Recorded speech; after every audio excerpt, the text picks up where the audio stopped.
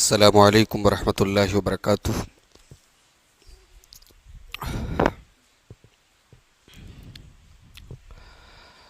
الحمد للہ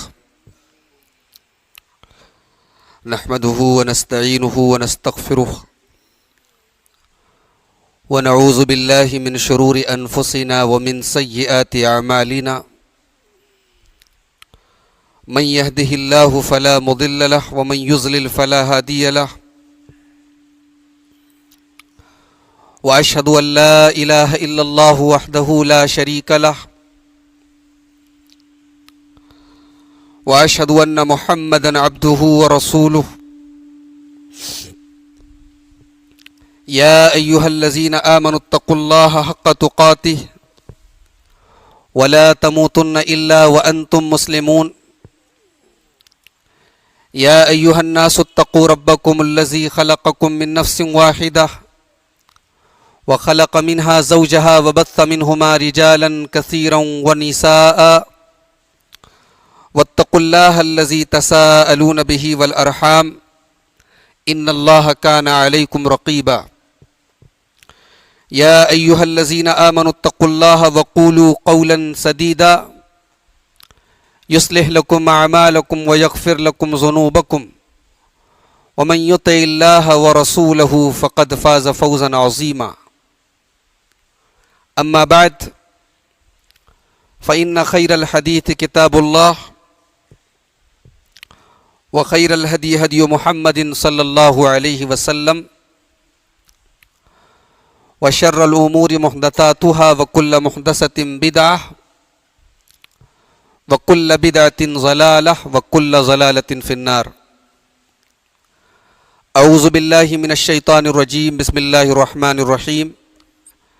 لن ینال اللہ لحومها ولا دماؤها ولكن ینالہ التقوی منکم۔ معزز علماء کرام، محترم بزرگوں،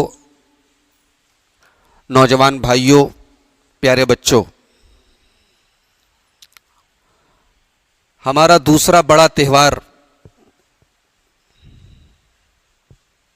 دوسرا اسلامی تہوار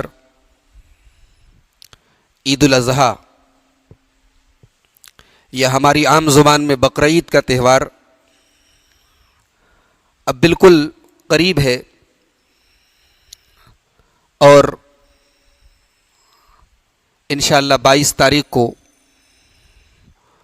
پورے ہندوستان میں یہ تہوار منایا جائے گا۔ اس موقع پر ہم اور آپ اپنے اپنے جانوروں کی قربانی پیش کرتے ہیں اللہ کی بارگاہ میں۔ آج کی اس نشست میں ہم یہ چاہتے ہیں کہ اسی قربانی کے تعلق سے چند اہم باتیں آپ کے سامنے بیان کی جائیں کہ قربانی کیا ہے، قربانی کا طریقہ کیا ہے، کن جانوروں کی قربانی کرنی چاہیے، وغیرہ وغیرہ۔ قربانی سے ریلیٹڈ اہم مسائل آپ کے سامنے انشاءاللہ آج کی گفتگو میں بیان کی جائیں گے۔ قربانی کے تعلق سے سب سے پہلی بات یہ یاد رکھیں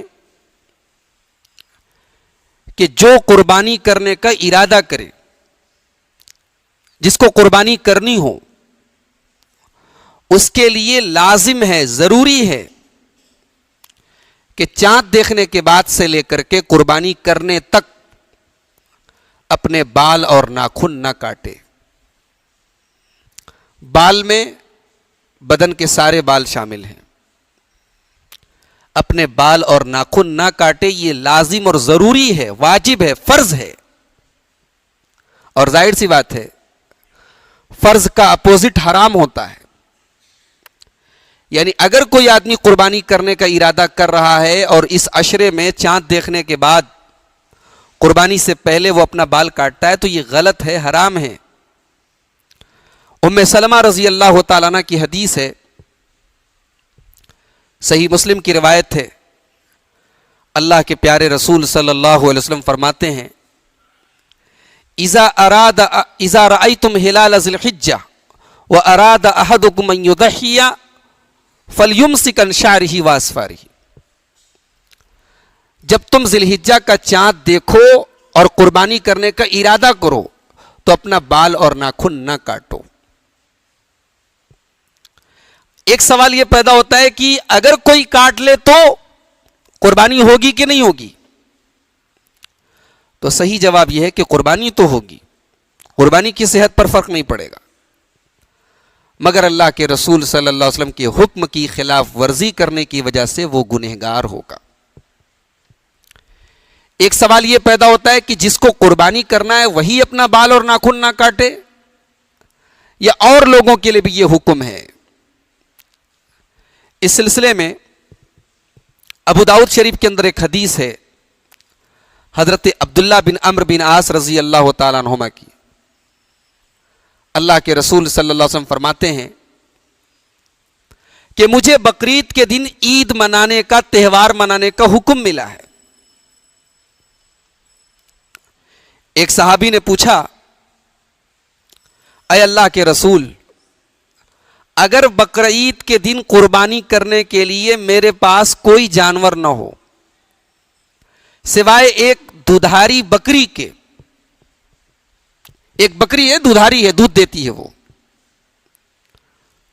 اور اسی کے دودھ پر پریوار کا دار و مدار ہے، گھر چل رہا ہے، تو ایسی صورت میں کیا کروں؟ میں اس بکری کی قربانی کر دوں؟ اللہ کے رسول صلی اللہ علیہ وسلم نے فرمایا نہیں، بلکہ تم ایک کام کرو، تم بقرعید کے دن اپنا بال اور ناخن کاٹ لو، اپنی مونچھیں کاٹ لو، اپنی شرمگاہ کے بال صاف کر لو. فَتِلْكَ تَمَامُ أُضْحِيَتِكَ عِنْدَ اللَّهِ عَزَّ وَجَلَّ.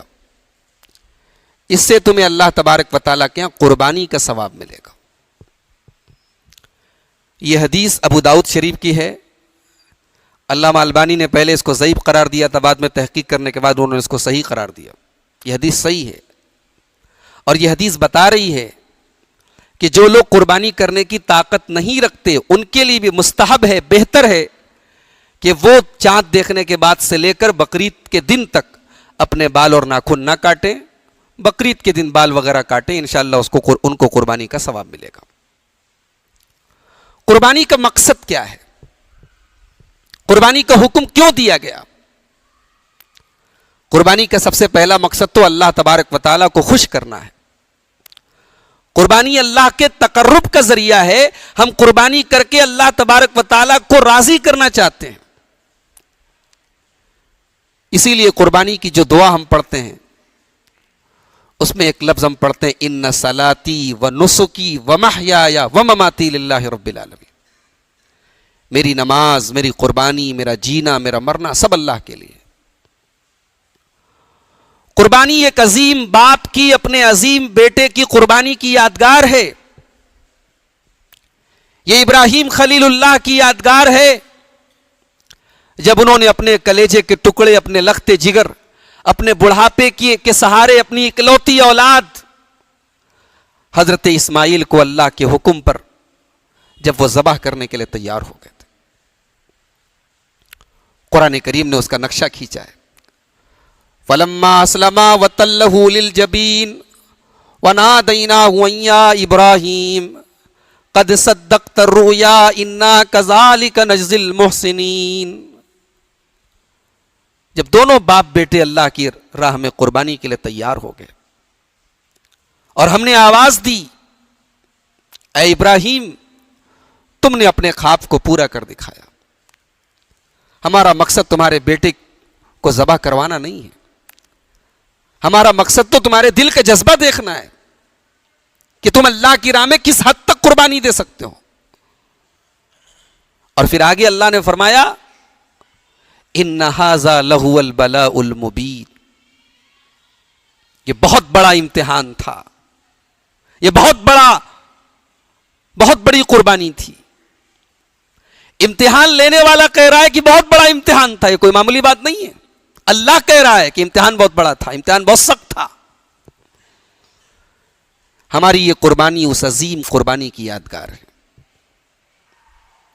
قربانی کا ایک مقصد یہ بھی ہے کہ سال میں ایک دن ایسا ہونا چاہیے جس دن گوشت کھانے کے سلسلے میں اپنے بچوں کے اوپر ہم کشادگی کر سکیں، جس دن کوئی روک ٹوک نہ ہو، ایک ایسا دن ہو جہاں جس دن گھر پریوار والے جی بھر کے گوشت کھائیں۔ اور قربانی کا ایک مقصد یہ بھی ہے کہ سماج کا وہ طبقہ جو عام دنوں میں اچھے کھانے سے محروم ہوتا ہے، غریب طبقہ ہے، فقیر طبقہ ہے، کمزور طبقہ ہے، سال کا یہ ایک دن اس کے گھر میں اس کے بچوں کے لیے بھی خوشی کا دن ہو۔ تو یہ سارے قربانی کے مقصد ہیں۔ کیا اگر کوئی آدمی قربانی کرنے کی طاقت نہیں رکھتا، کیا وہ قرضہ لے کے قربانی کر سکتا ہے؟ ابھی اس کے پاس قربانی کا جانور خریدنے کا پیسہ نہیں ہے، کیا وہ قربانی کے جانور کا پیسہ کسی سے قرضہ لے کر کے قربانی کر سکتا ہے؟ علامہ ابن تیمیہ رحمۃ اللہ علیہ کہتے ہیں کہ اگر وہ پیسہ بعد میں دینے کی طاقت رکھتا ہے تو قرضہ لے کر کے قربانی کر سکتا ہے۔ اگر اس کو اس کی طاقت ہے کہ بعد میں اپنا قرضہ چکا دے گا تو ٹھیک ہے، قربانی قرضہ لے کر کے کرے، مگر یہ ضروری نہیں ہے اس کے لیے، چاہے تو کرے۔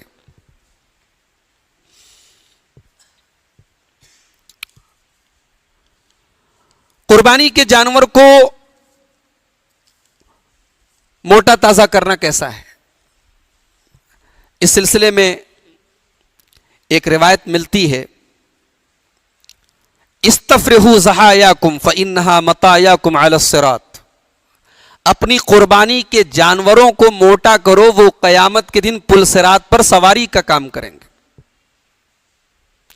مگر یہ روایت سخت ضعیف ہے، یہ روایت صحیح نہیں ہے۔ ہاں، قربانی کے جانور کو موٹا تازہ کرنا چاہیے، موٹا تازہ جانور خریدنا چاہیے، یہ حدیث ضعیف ہے، لیکن صحابہ کرام سے اس بات کا ثبوت ملتا ہے کہ صحابہ کرام موٹا تازہ جانور، اچھا ہٹا کٹا جانور خریدتے تھے۔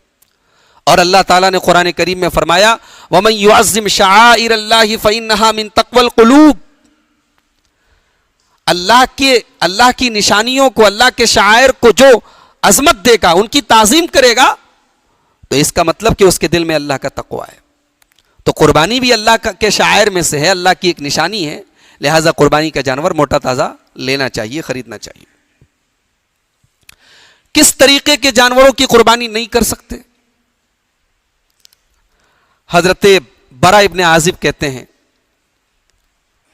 کہ ایک مرتبہ اللہ کے رسول صلی اللہ علیہ وسلم کھڑے ہوئے، ابو داؤد کی صحیح روایت ہے، اور آپ نے اپنی انگلیوں سے اشارہ کر کے فرمایا اربع لا تجوز فی الاضاحی، 4 طریقے کے جانوروں کی قربانی جائز نہیں ہے، 4 طریقے کے جانوروں کی قربانی نہیں کر سکتے۔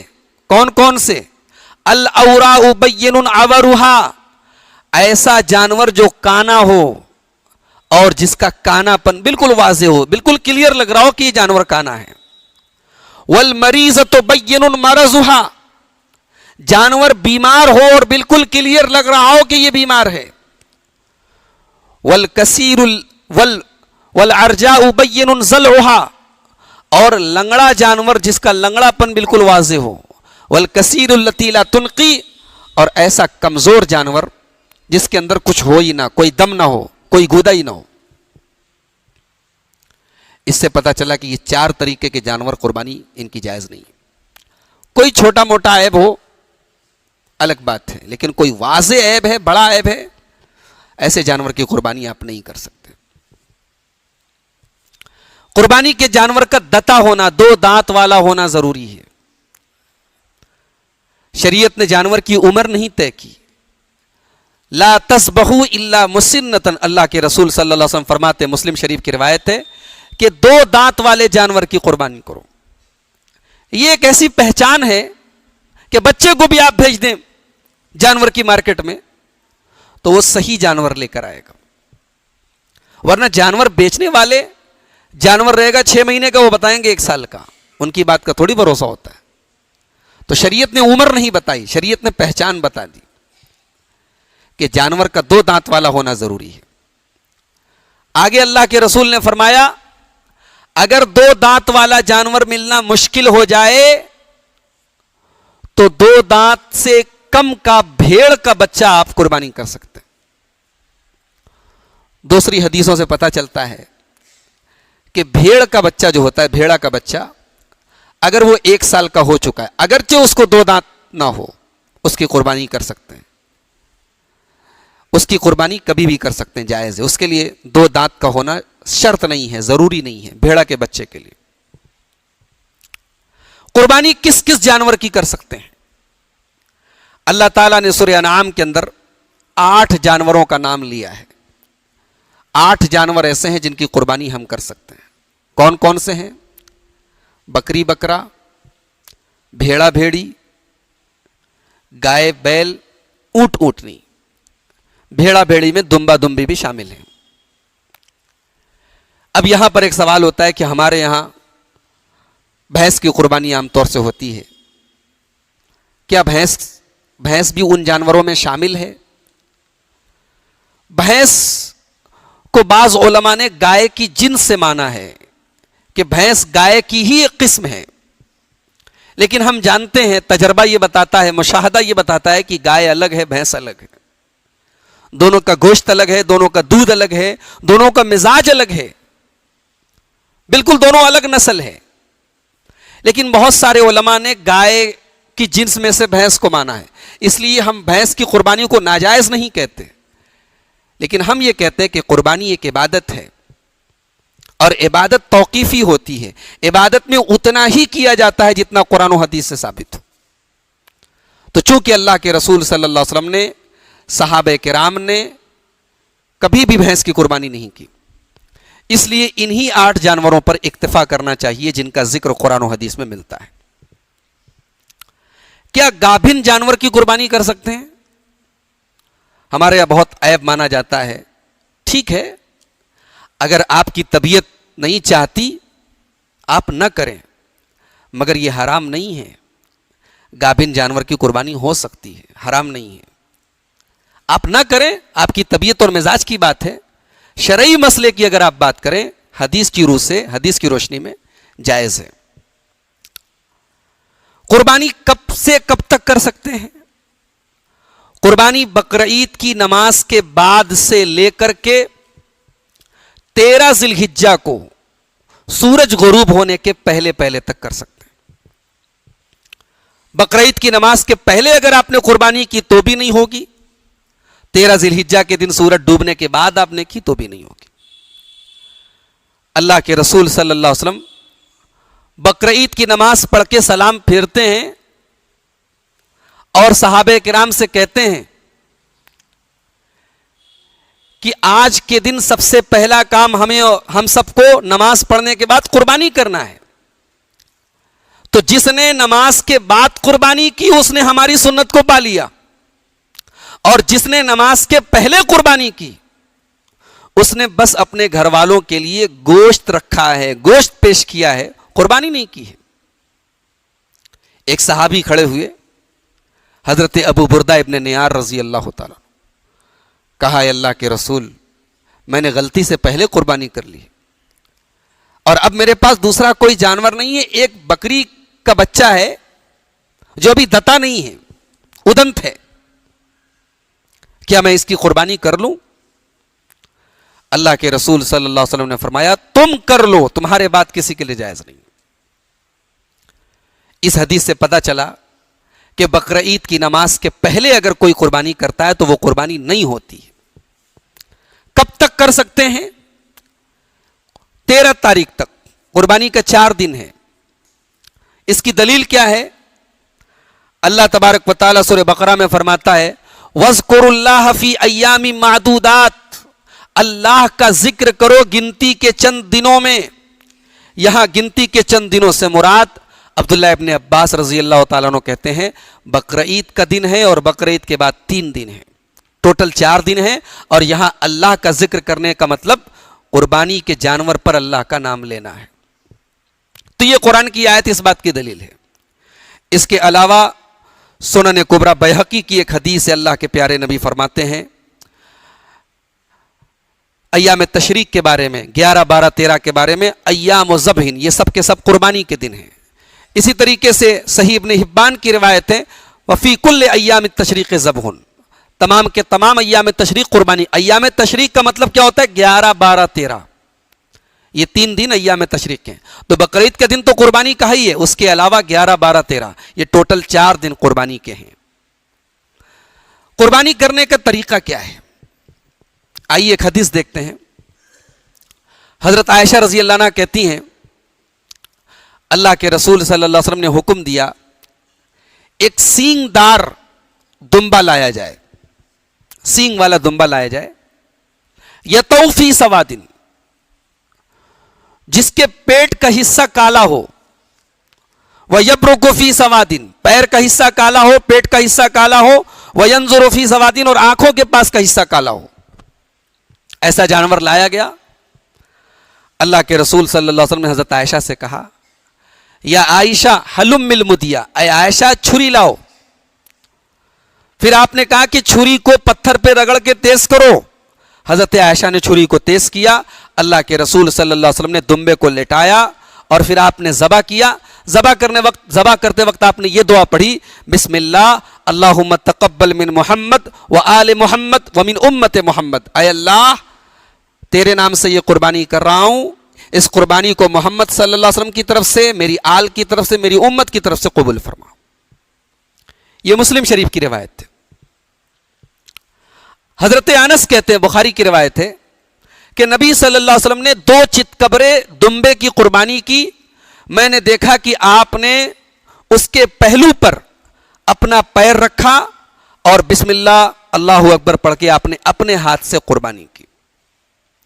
قربانی کرنے کے ٹائم دعا کیا پڑھیں؟ ابو داؤد کی حدیث ہے، حضرت جابر رضی اللہ تعالیٰ عنہ کہتے ہیں کہ اللہ کے نبی صلی اللہ علیہ وسلم نے 2 دمبے کی قربانی کی۔ یہ دونوں دمبے جو تھے چتکبرے تھے اور خصی کیے ہوئے تھے، خصی کیے ہوئے دونوں دمبے تھے۔ خصی کا مطلب آپ سمجھتے ہیں، خصی کیے ہوئے دونوں دمبے تھے۔ اللہ کے رسول صلی اللہ علیہ وسلم نے دونوں دمبے کی قربانی کی۔ دونوں کا رخ آپ نے قبلہ کی طرف کیا اور آپ نے یہ دعا پڑھی انی وجہت وجہی للذی فطر السماوات والارض حنیفا علی ملت ابراہیم حنیفا وما انا من المشرقین ان صلاتی و نسکی و محیای و مماتی للہ رب العالمین لا شریک لہ وبذالک امرت وانا من المسلمین اللہم منک ولک۔ یہ اللہ کے رسول نے دعا پڑھی کہ اے اللہ یہ قربانی تیری طرف سے ہے اور تیرے لیے ہے، وَأَن مُحَمَّدٍ وَأُمَّتِهِ، یہ قربانی محمد کی طرف سے ہے اور محمد صلی اللہ علیہ وسلم کی امت کی طرف سے ہے، بسم اللہ واللہ اکبر، یہ پڑھنے کے بعد اللہ کے رسول نے قربانی کی۔ یہ لمبی دعا ہے، اگر آپ کو یاد ہے آپ پڑھ لیجئے، یاد نہیں ہے صرف بسم اللہ اللہ اکبر یا بسم اللہ واللہ اکبر پڑھ کے بھی آپ قربانی کر دیں گے، آپ کے ثواب میں کوئی کمی نہیں آئے گی۔ قربانی کے ثواب میں کوئی کمی۔ ضروری کیا ہے، کمپلسری کیا ہے؟ بسم اللہ اللہ اکبر، اللہ کا نام لینا ذبح کے وقت ضروری ہے۔ اگر آپ اپنی طرف سے اور اپنے پورے پریوار کی طرف سے قربانی کر رہے ہیں تو آپ یہ پوری دعا نہ پڑھ کر کے، اگر آپ کو یہ یاد نہیں ہے، اللہم تقبل منی و اہل بیتی، اے اللہ میری طرف سے اور میرے گھر والوں کی طرف سے قبول فرما، اللہم تقبل منی و اہل بیتی، بسم اللہ اللہ اکبر پڑھ کر کے آپ قربانی کر دیں، ذبح کر دیں۔ کیا پورے ایک پریوار کی طرف سے ایک جانور کی قربانی ہو جائے گی؟ اب پریوار سے یا فیملی سے مراد کیا ہے؟ کسی باپ کے 4 لڑکے ہیں، چاروں الگ الگ رہتے ہیں، چاروں کا کاروبار الگ ہے، یا کاروبار الگ نہیں ہے لیکن چاروں کا کچن الگ ہے، چاروں الگ الگ رہتے ہیں، تو وہ 4 فیملی مانی جائے گی، وہ 4 فیملی مانی جائے گی۔ ایک فیملی کی طرف سے، پوری ایک فیملی کی طرف سے ایک جانور کیا جا سکتا ہے۔ حضرت ابو ایوب انصاری رضی اللہ تعالیٰ عنہ سے پوچھا گیا کہ اللہ کے رسول صلی اللہ علیہ وسلم کے زمانے میں قربانی کیسی ہوتی تھی؟ ترمذی کی صحیح روایت ہے۔ حضرت ابو ایوب انصاری بڑے مشہور صحابی کہتے ہیں کہ اللہ کے رسول کے زمانے میں لوگ ایک بکری کی قربانی اپنی طرف سے اور اپنے گھر والوں کی طرف سے کرتے تھے اور اسی میں کھاتے تھے، کھلاتے تھے۔ بعد میں لوگوں نے بہت زیادہ اس سلسلے میں فخر و مباحات کرنا شروع کر دیا۔ تو قربانی میں ریاکاری نہیں ہونی چاہیے، نمائش نہیں ہونی چاہیے, دکھاوا نہیں ہونی چاہیے. قربانی کا مقصد اللہ کو راضی کرنا ہے. میں 50 جانور لایا, میں 40 جانور لایا, بہت سارے لوگ اس کو فخریہ بیان کرتے ہیں. غلط ہے میرے پیارے بھائیوں. ہماری قربانی کا جو گوشت ہوتا ہے وہ ہم کھاتے ہیں, خون تو نالی میں بہہ جاتا ہے, ساری چیزیں ہم کھاتے ہیں اور کہتے ہیں قربانی اللہ کے لیے کر رہے ہیں. حقیقت میں اللہ کے لیے قربانی جو ہم کرتے ہیں نا, وہ جانور کا کوئی سامان اللہ کے نہیں پہنچتا ہے, وہ ہمارے دل کا تقوی اللہ کے یہاں پہنچتا ہے. اللہ نے سورہ حج میں فرمایا لن ینال اللہ لحومها ولا دماؤها ولکن ینالہ التقوی منکم. تمہاری قربانی کا گوشت, تمہاری قربانی کا خون اللہ کے یہاں نہیں پہنچتا ہے, بلکہ اللہ کے یہاں تمہارے دل کا تقوی پہنچتا ہے. قربانی کرنے کے ٹائم جانور کو بہت تکلیف کے ساتھ ذبح کرنا صحیح نہیں ہے. اسی لیے ہماری شریعت کہتی ہے کہ پہلے چھری کو تیز کر لو, اور چھری کو بھی تیز کرنے میں یہ بتایا کہ جانور کے سامنے چھری مت تیز کرو. مسلم شریف کی روایت ہے, حضرت شداد بن اوس رضی اللہ تعالیٰ عنہ کہتے ہیں اللہ کے رسول صلی اللہ علیہ وسلم نے فرمایا ان اللہ کتب الاحسان علی کل شیء, اللہ تعالیٰ نے ہر چیز کے ساتھ احسان کرنے کا حکم دیا ہے. فَإِذَا قَتَلْتُمْ فَأَحْسِنُوا الْقِتْلَ وَإِذَا ذَبَحْتُمْ فَأَحْسِنُوا الذِّبْحَ, جب جانور کو ذبح کرو تو اچھی طریقے سے ذبح کرو. وَلْيُحِدَّ أَحَدُكُمْ شُفْرَتَهُ, اور اپنی چھری کو تیز کر لو. فَلْيُرِحْ ذَبِيحَتَهُ, تاکہ جانور کو آرام پہنچے. حضرت عبداللہ ابن عباس کہتے ہیں کہ اللہ کے رسول کا گزر ہوا ایک آدمی کے پاس سے, وہ جانور کی گردن پر پیر رکھ کر کے چھری کو تیز کر رہا تھا. اللہ کے رسول صلی اللہ علیہ وسلم نے دیکھا کہ جانور کی گردن پہ پیر رکھے ہوئے جانور چھری کو دیکھ رہا ہے, تو اللہ کے رسول نے فرمایا افلا قبل ھذا, یہ کام تم نے پہلے کیوں نہیں کیا, یہ کام تم نے پہلے کیوں نہیں کیا. اتريد ان تمیتھا موتتین, کیا تم 2 بار مارنا چاہتے ہو اس جانور کو. تو جانور کے سامنے چھری تیز کرنے کا مطلب کہ ہم اس کو مارنے کے پہلے تکلیف دے رہے ہیں. اور یہ بھی مناسب نہیں ہے کہ ایک جانور کی قربانی ہو رہی ہے وہیں پر دوسرے جانور کو کھڑا رکھا جائے. ہو سکے تو اس سے دور رکھا جائے کہ اس کی آواز بھی دوسرے جانور تک نہ پہنچے. جانوروں کے اندر بھی شعور ہوتا ہے, جانوروں کے اندر بھی احساس ہوتا ہے.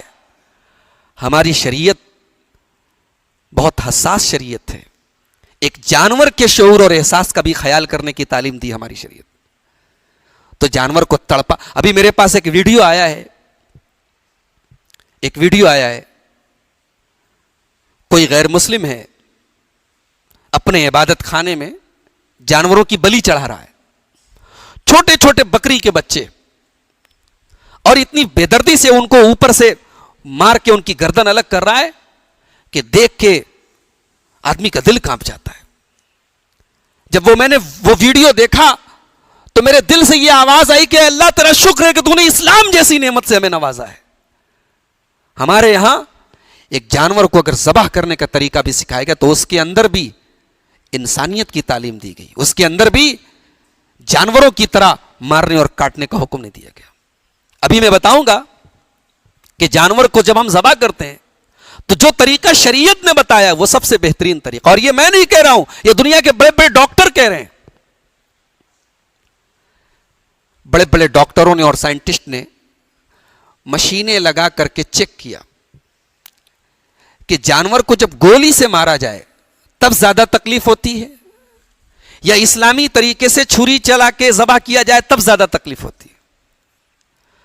اصل میں جو شریعت نے ذبح کا طریقہ بتایا, جو چار رگیں کاٹی جاتی ہیں ذبح کے ٹائم, ایک تو یہ کھانے کی نلی ہے, اور ایک سانس کی نلی ہے, اور 2 خون کی نلی ہے دائیں بائیں. یہ 4 رگیں کٹنا ضروری ہیں ذبح کے ٹائم. ایک یہ موٹی والی رگ ہے کھانے کی نلی, معدے کی نلی, ایک سانس کی نلی ہے, اور 2 دائیں بائیں خون کی نلی ہے. تو جو خون کی نلی ہوتی ہے اسی سے دل سے خون کی سپلائی دماغ کو ہوتی ہے.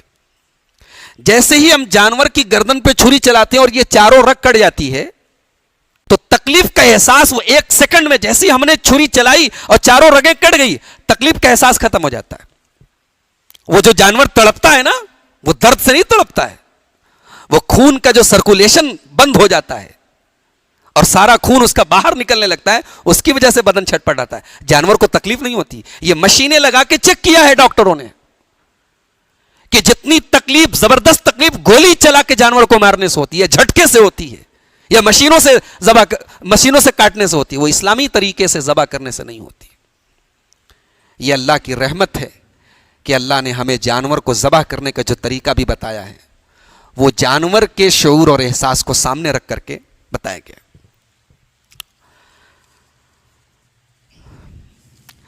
قربانی کرنے کے بعد قربانی کے گوشت کو کیا کرنا چاہیے؟ بعض لوگ کہتے ہیں کہ 3 حصے میں بانٹ دینا چاہیے. ایک حصہ خود کھانا چاہیے, ایک رشتہ داروں کو دینا چاہیے, اور ایک غریبوں کو بانٹنا چاہیے. ایسی کوئی قید نہیں ہے, ایسی کوئی قید نہیں ہے کہ آپ قربانی کے 3 حصے کریں. اللہ کے رسول صلی اللہ علیہ وسلم فرماتے ہیں کلو و تصدقوا وادخروا, کھاؤ, صدقہ کرو اور ذخیرہ کرو. آپ نے عام اجازت دی ہے. اگر آپ قربانی کا پورا گوشت اکیلے کھا جائیں, آپ کا معدہ اتنا مضبوط ہو کہ آپ پورا بکرا اکیلے کھا جائیں تب بھی شرعی طور پر حرام نہیں کہا جائے گا, مگر یہ قربانی کے مقصد کے خلاف ہے. آپ قربانی کریں اپنے پڑوس کا, اپنے ان رشتہ داروں کا جہاں قربانی نہیں ہوئی ہے. ہمارے یہاں یہ بھی بڑا مسئلہ ہے کہ قربانی کرنے کے بعد ہم یہ دیکھتے کہاں سے گوشت آیا وہی گوشت بھجوائیں گے. اچھا پھلا جگہ سے نہیں آیا, ارے اس نے نہیں بھیجا تو ہم کیوں بھیجیں. یہ جو ادلا بدلی کا کھیل ہے نا, اس کو بند کر دیجیے. قربانی ادلا بدلی کرنے کے لیے نہیں ہے. قربانی میں ان لوگوں کا خاص طور سے خیال رکھیے جو استطاعت کی نہ ہونے کی وجہ سے قربانی نہیں کر سکے. اپنے رشتہ دار میں, اپنے پڑوس میں بھائی ظاہر سی بات ہے جو قربانی کر نہیں سکا وہ گوشت کہاں سے بھجوائے گا دوسرے کے یہاں, تو اس کے یہاں اس کا زیادہ حق ہے. تو قربانی کے گوشت کے سلسلے میں ایسی کوئی قید نہیں. آپ کھائیے بھی, غریبوں کو بھی کھلائیے, رشتہ داروں کو بھی دعوت دیجیے, تمام چیزیں جائز ہیں. کیا قربانی کا گوشت غیر مسلم کو دے سکتے ہیں؟ دے سکتے ہیں. ایسی کوئی دلیل موجود نہیں ہے کہ آپ غیر مسلم کو قربانی کا گوشت نہیں دے سکتے. اللہ تعالیٰ نے قرآن کریم کے 28ویں پارے میں فرمایا لا ينهاكم الله عن الذين لم يقاتلوكم في الدين ولم يخرجوكم من دياركم ان تبروهم. تم اگر غیر مسلموں کے ساتھ بھلائی کرو اللہ منع نہیں کرتا ہے. اگر وہ تم سے دشمنی نہیں کرتے, وہ تمہارے گھر سے تمہیں نہیں نکالتے, تمہارے ساتھ لڑائی نہیں کرتے, تو تم ان کے ساتھ بھلائی کرو, تحفہ تحائف دو, اسلام میں منع نہیں ہے. مگر کسی غیر مسلم کے بارے میں اگر یہ پتا ہو کہ وہ گوشت کھا کے شراب پیتا ہے, ایسے غیر مسلم کو آپ گوشت نہیں دیں گے. وَلَا تَعَاوَنُوا عَلَى الْإِثْمِ وَالْعُدْوَانِ, برائی کے کام میں ہمیں کسی کا سپورٹ نہیں کرنا ہے. کسی کے بارے میں اگر شک بھی ہو کہ یہ شراب پیے گا, اس کو مت دیجیے, حکمت کے ساتھ ٹال دیجیے. قربانی کے چمڑے کا کیا کریں؟ قربانی کے چمڑے کی جو بھی قیمت ہے صدقہ کر دیجیے.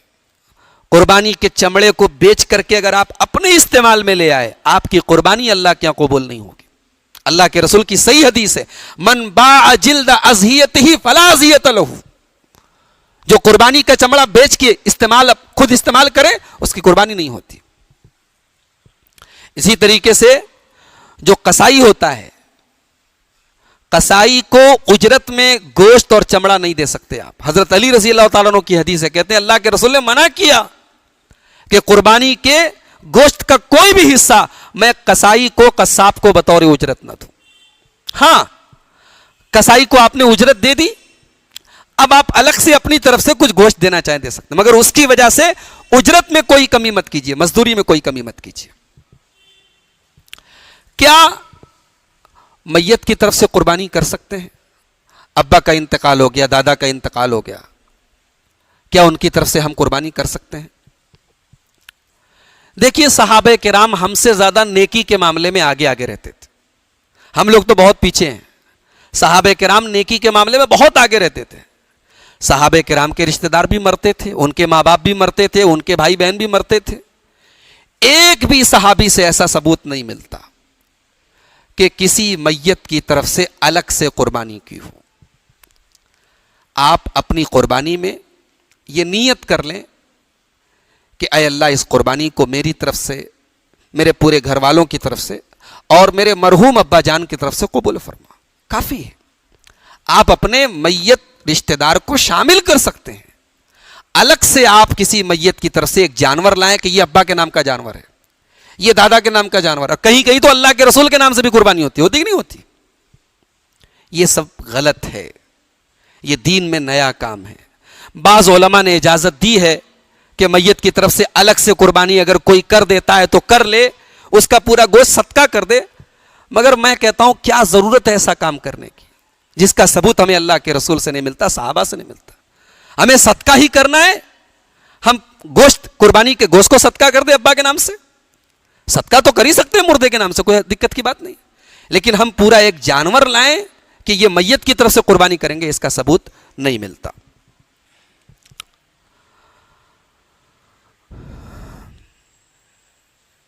کیا قربانی کے جانور کا کوئی حصہ ایسا بھی ہے جو نہیں کھانا چاہیے؟ آج کل انٹرنیٹ پر ایک حدیث بہت گھوم رہی ہے. آج کل ہمارے نوجوانوں نے انٹرنیٹ کو بہت بڑی دلیل مان لیا ہے. انٹرنیٹ پر کوئی بات سن لیتے ہیں.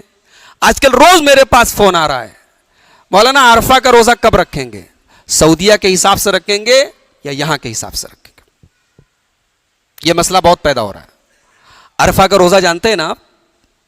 عرفہ کا روزہ اتنا فضیلت والا روزہ ہے, 1 سال پچھلے اور 1 سال اگلے گناہ معاف ہو جاتے ہیں. اب اس میں ایک نیا مسئلہ لوگوں نے نکالا کہ سعودی عرب کے حساب سے رکھیں گے. کیوں؟ کیونکہ حدیث میں عرفہ کا لفظ آیا ہے, اور عرفہ کا مطلب کیا ہوتا ہے؟ عرفات کا میدان. تو حاجی لوگ جس دن عرفات کے میدان میں جائیں گے اسی دن ہم لوگ یہ روزہ رکھیں گے. اچھا ایک بات بتاؤ, حاجی لوگ عرفات کے میدان میں کب جاتے ہیں؟ یہاں جتنے حاجی لوگ بیٹھے ہیں سب جانتے ہیں کہ حاجی لوگ عرفات کے میدان میں زوال کے بعد جاتے ہیں اور سورج ڈوبنے کے بعد نکل جاتے ہیں عرفات سے. اور روزہ کب رکھا جاتا ہے؟ صبح فجر کے ٹائم سے. یعنی عرفات میں حاجیوں کے جانے سے اور روزہ سے کوئی مطلب نہیں ہے. ایک بات. دوسری بات یہ کہ جب حاجی لوگ عرفات کے میدان میں جاتے ہیں, دنیا کی بہت ساری کنٹریز ایسی ہیں, بہت سارے ملک ایسے ہیں جہاں اس دن بقرعید ہوتی ہے. وہاں اس دن بقرعید ہوتی ہے, تو کیا وہ بقرعید کے دن روزہ رکھیں گے؟ تیسری بات, یہ تو ٹیکنالوجی کے ترقی یافتہ ہونے کے بعد ہمیں پتا چلا کہ سعودی عرب سے انڈیا میں 1 دن کا فرق ہے چاند میں, یا سعودی میں عرفات میں کب لوگ جا رہے ہیں, یہ تو ترقی کے بعد پتا چلا. اگر آپ 50 سال پیچھے چلے جائیں, 100 سال پیچھے چلے جائیں, تو کیا دنیا میں کسی کو پتا تھا؟ اس زمانے میں ٹیکنالوجی اتنا ڈیولپ تھی کہ پتا چل جائے کہ حاجی لوگ کب عرفات کے میدان میں گئے؟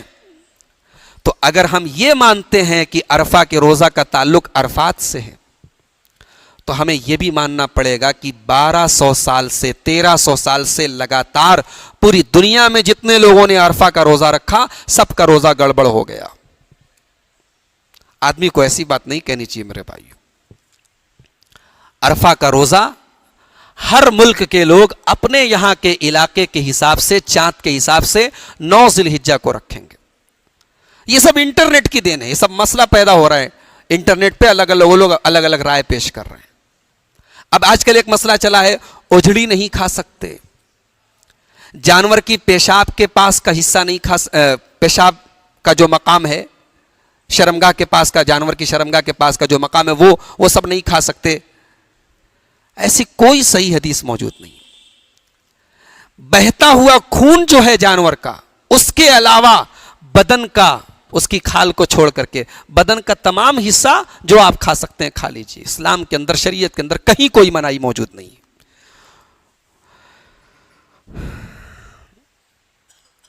آخری بات, بقرعید کا یہ تہوار آپ منا رہے ہیں, 2 باتوں کا خاص طور سے خیال رکھیں. ملک کا ماحول آپ دیکھ رہے ہیں کیسا چل رہا ہے. بقرعید کے قربانی کے جانوروں کا فوٹو کھینچ کر کے, قربانی کا ویڈیو بنا کر کے سوشل میڈیا پہ بالکل مت ڈالیے. ہر آدمی کا فیس بک اکاؤنٹ, ہر آدمی کا واٹس ایپ اکاؤنٹ آج ٹریک ہو رہا ہے. ہر آدمی کی پروفائل پر حکومت کی نظر ہے. ہم ایسا کوئی کام نہ کریں جس کی وجہ سے ہم بعد میں پریشان ہو سکتے ہیں. بہت سارے لوگ اس ملک میں ایسے ہیں جو قربانی کو پسند نہیں کرتے, جو قربانی کے خلاف ہیں. ان کے سینٹیمنٹس ہیں، ان کے جذبات ہیں. ہماری شریعت ہمیں دوسروں کے جذبات کا بھی خیال کرنے کی تعلیم دیتی ہے. ہم قربانی کریں، ہمیں کیا ضرورت ہے اس کا؟ اگر ہم نے فوٹو کھینچ بھی لیا اس کو کہیں شیئر نہ کریں. دوسری بات، قربانی کے بعد جو قربانی کے جانور کے فضلات ہوتے ہیں، اس کا جو پیٹ کے اندر کا میٹیریل ہوتا ہے، اس کو آپ ایسی جگہ پر رکھیے جو اس کی پراپر جگہ ہے. ادھر ادھر جانوروں کی ہڈیاں پھینک دینا، اس کے فضلات پھینک دینا، جس کی وجہ سے بعد میں حکومت کی طرف سے جب وہ گندگی لینے کے لیے گاڑیاں آتی ہیں تو وہ سب چیزیں رہ جاتی ہیں، اور جب وہ سڑتی ہیں، بدبو پھیلتی ہے، ہم اور آپ بیمار ہوتے ہیں اس سے. اور حالات یہ ہوتے ہیں بقرعید کے تہوار پر کہیں کہیں کہ ہم جب کسی محلے سے گزرتے ہیں تو ناک پر ہاتھ رکھ کے گزرتے ہیں، ہمیں برا لگتا، ہمیں بدبو محسوس ہوتی ہے، جبکہ ہم گوشت کھاتے ہیں. سوچئے کہ ان کے دل پر کیا گزر رہی ہوگی جو یہ نہیں کھاتے، جو ان سب چیزوں سے نفرت کرتے ہیں. تو صفائی کا خیال رکھیں، صفائی کا خیال رکھیں. قربانی کے فضلات وغیرہ ایسی جگہ پر نہ پھینکیں جہاں عام راستہ ہو، یہاں سے غیر مسلم وغیرہ بھی گزرتے ہوں. اور ایسے ٹائم نہ پھینکیں کہ وہ رہ جائے، سڑ جائے. ادھر ادھر نہ پھینکیں کہ وہ گندگی کا سبب بنے. ان باتوں کا خیال رکھیں. میرے بھائیوں، بقرعید کا تہوار بڑا عظیم تہوار ہے. عید الفطر اور عید الاضحیٰ یہی دو تہوار ہمارے ہیں. بقرعید کے تہوار پر ہم کوئی شریعت کے خلاف کام نہ کریں. شریعت نے ہمیں تہوار منانے کی اجازت دی، ہم کھائیں کھلائیں، دوستوں کو دعوت دیں، لیکن ہم کوئی شریعت کے خلاف کام نہ کریں. یہ قربانی کے تعلق سے چند اہم باتیں تھیں. رب العالمین سے دعا ہے رب العالمین ہم سب کی قربانیوں کو قبول فرمائے. ہمارے ملک میں تمام اہل اسلام کو امن و سکون کے ساتھ، شانتی کے ساتھ یہ تہوار منانے کی رب العالمین توفیق عطا فرمائے. رب العالمین ہمیں اخلاص کے ساتھ، للہیت کے ساتھ اپنے اپنے جانوروں کی قربانی کرنے کی توفیق دے. جو ہمارے بھائی اس وقت حج کے سفر پہ گئے ہیں، اللہ تعالیٰ ان کے حج کو قبول فرمائے، اور ہم سب کو بھی حج بیت اللہ کی زندگی میں کم از کم ایک بار سعادت نصیب فرمائے. رب العالمین ہمارے روزی روٹی کے مسائل کو حل فرمائے، ہمارے ملک کے ماحول کی امن اور چین کی حفاظت فرمائے. جب تک دنیا میں زندہ رکھے، اسلام پر زندہ رکھے، خاتمہ ہمارا ایمان پر ہو. آمین. وآخر دعوانا ان الحمد للہ رب العالمین. والسلام علیکم ورحمۃ اللہ وبرکاتہ.